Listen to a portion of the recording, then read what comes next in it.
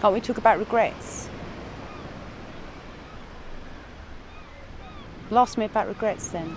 Okay, I forget.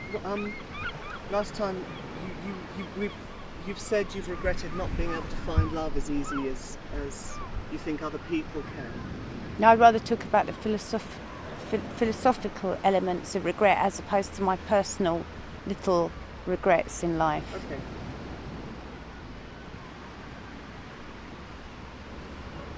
But how does returning to Margate, because you returned to Margate, I don't want to talk about returning to Margate. But how does that affect your regrets then? No, I don't want to talk about, I want to talk about regret in a bigger way.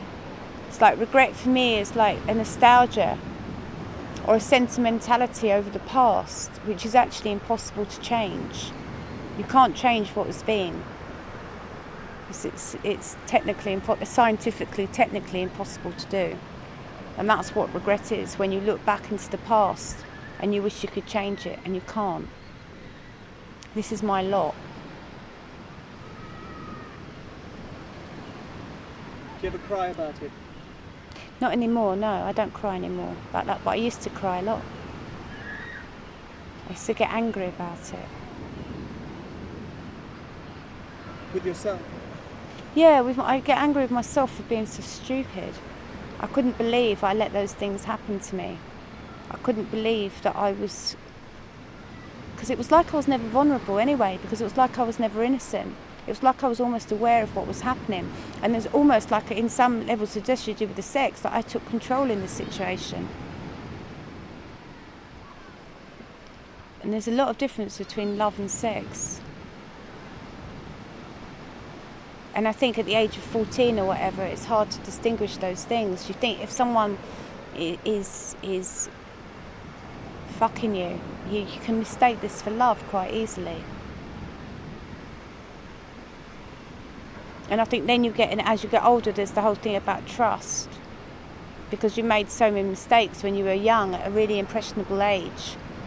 You've frightened to carry on. I mean, I don't want to carry on making the same mistakes as I go into my 40s. That would be completely ridiculous. So love is a very difficult thing for me. I want it all, but it isn't all there. And I regret not being able to trust love. But I regret it every day as it happens. I don't regret it like it was yesterday or 10 years ago or 15 years ago or 30 years ago. It's a regret that I carry with me in my life. And I wish it didn't. It's like feeling sad. When I'm in love, I'm so happy that it's extreme. It's like a state of euphoria, but that's what love does to you. But for me, because I suffer with sadness because of love, it's quite a shock to my system.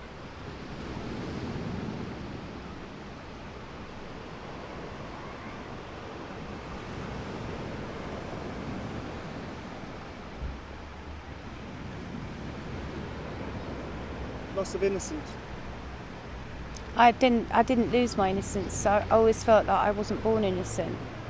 Some people are born into the world as these really sweet babies, these divine little angels that only come into the world this small because that's the size that they can arrive at. But I always felt that I was never like that. I've always had some strange feeling about me. It sounds kind of quite mad, really.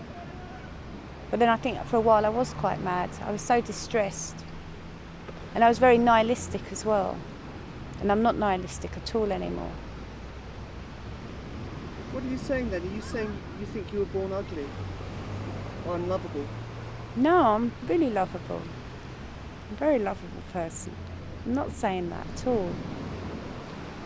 I'm just saying the things that have happened to me in my life weren't just because I was in the wrong time, at the wrong place, because often I've been in the right place at the right time. It's just always gone into extremes.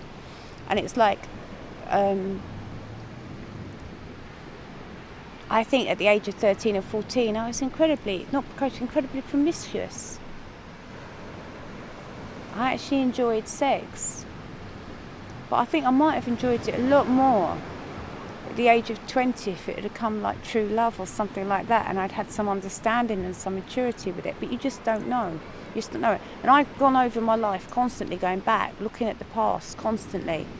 And I just come to this conclusion these days, like there are, whatever regrets I have, that I'm just packing them into a box and throwing them away. I just want to get on with the future, because I don't know how much future there is left.